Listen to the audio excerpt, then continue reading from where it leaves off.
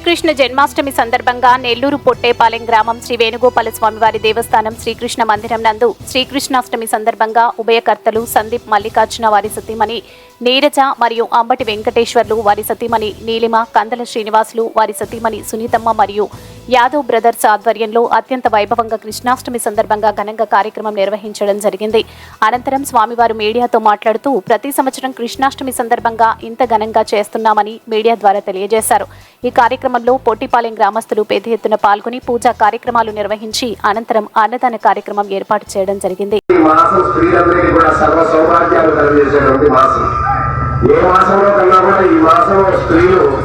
సూర్యోదయానికి పూర్వం నిద్రలేసి చక్కగా స్నానాలను ఆచరించి సూర్యోదయ పూర్వంగానే దీపారాధన చేస్తారు. ఎందుకంటే సౌభాగ్యాన్ని కలుగజేయాలి తల్లి అని మహాలక్ష్మి వేడుకుంటారు.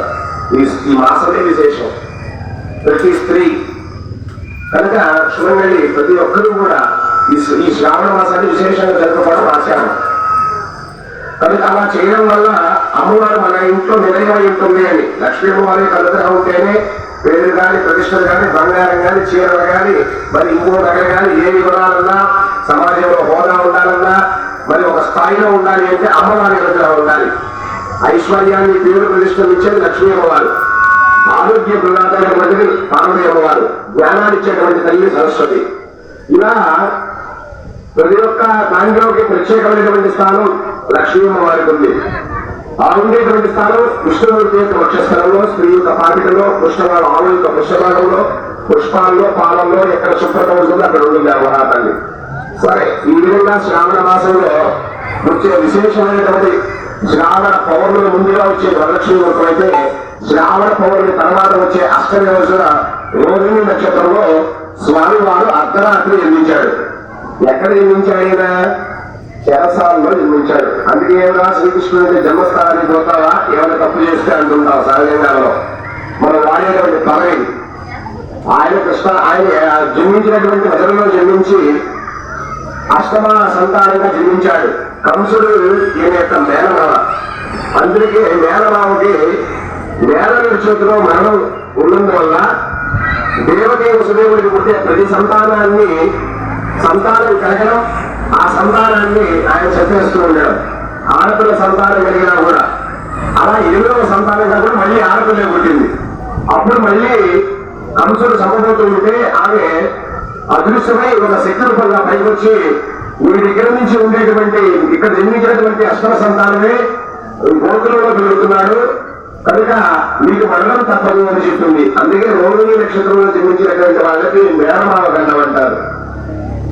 मंत्रपुष्पयामी छत्र छामर स्वेजरूणानि अवस्थाभक्तो बजार सिक्तो बजार देवो बजार राजो बजार सर्वो बजारान्मत्पयामी तत्र हीनं क्रियाहीनं पूर्णया देवा परिपूर्णं तदस्तुते ओम अय्या स्वामी ओम नमो नमो भगवतीय मानवज्ञाय भागं देवेभ्यो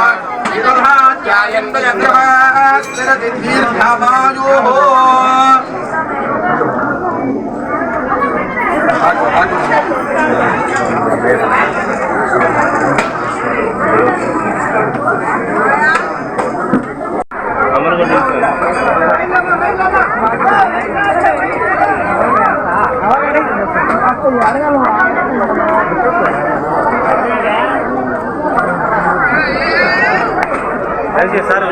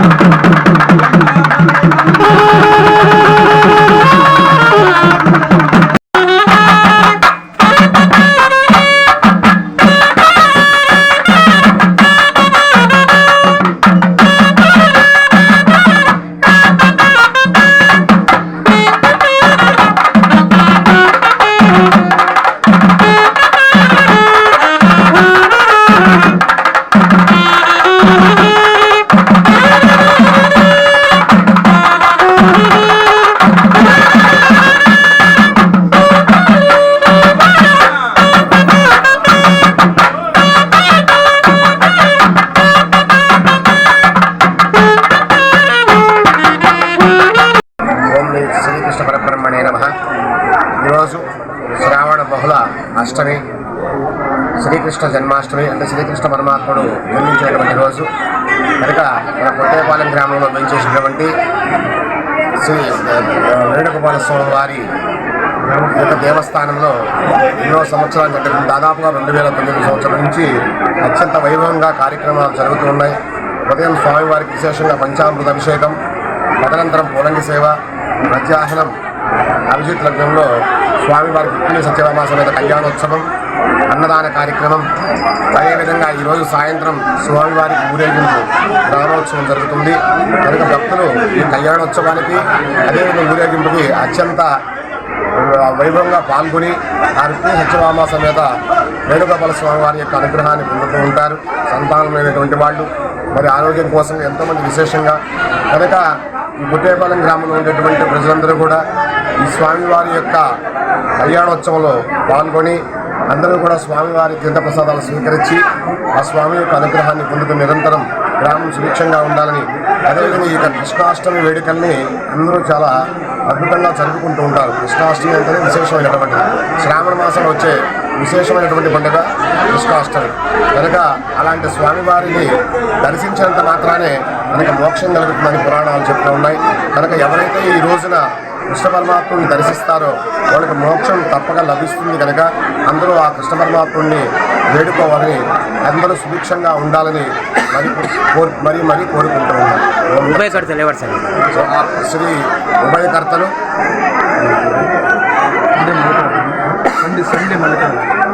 సండి మల్లికార్జున గారు, ధర్మపత్ని నీరజ గారు, కొండల శ్రీనివాస్ గారు, ధర్మపత్ని సునీత గారు, అమ్మటి వెంకటేశ్వర గారు, ధర్మపత్ని నీలిమ గారు ఉభయకర్తలుగా వ్యవహరించి ప్రతి సంవత్సరం వీళ్ళందరూ కూడా కలిసి ఎంతో అద్భుతంగా అత్యద్భుతంగా వైభవంగా స్వామివారి యొక్క కార్యక్రమాలన్నీ కూడా జరుపుతూ ఉన్నారు. వీరు రాబోయేటువంటి రోజుల్లో కూడా ఇంకా ఎంతో వైభవంగా ఈ యొక్క కార్యక్రమాలు చేయాలని, ఆ రుక్మిణీ సత్యభామ సమేత వేణుగోపాల స్వామి వారి యొక్క అనుగ్రహం వీరి కుటుంబానికి ఉండాలని మనస్ఫూర్తిగా కోరుకుంటూ ఉన్నాను. ఈ వీడియో కనుక మీకు నచ్చినట్లయితే లైక్ చేసి షేర్ చేయండి. మరిన్ని లేటెస్ట్ అప్డేట్స్ కోసం మా ఛానల్ ని సబ్స్క్రైబ్ చేయండి.